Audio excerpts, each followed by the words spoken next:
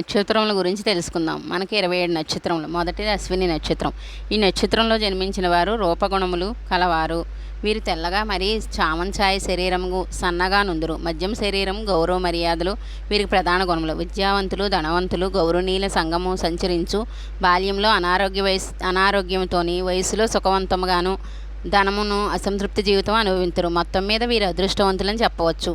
రూపగుణశీలరు. ముసలితనమునందు ధనమున్నను అసంతృప్తి జీవితం అనుభవించరు. స్థిర వసతులు కలిగి, సమోచిత గల బుద్ధి కలిగి, అన్ని విషయములను బాగా గుర్తించువారును. వీరు వినయ విధేయతలు కలిగి ఉందరు. సర్వకార్యములందు సామాన్యం కన్నా అధిక తెలివి, జ్ఞాపక శక్తి, సామర్థ్యము కలిగి, విశాలమైన కళ్ళు, విశాలమైన నుదురు, లావుపాటి ముక్కు, ప్రశాంతమైన ముఖము కలిగి ప్రత్యేకమైన లక్షణములు వీరిలో ఉండును. వెంటనే ఏ విషయమును తొందరపడి కలగజేసుకోరు. ఎటువంటి చెడు గుణములకు అలవాటు పడరు. వీరి ఉద్యోగం తొందరగా లభించును. వీరు చంద్రుడు, కుజ, గురు, రాహు దశలు బాగా యోగించును.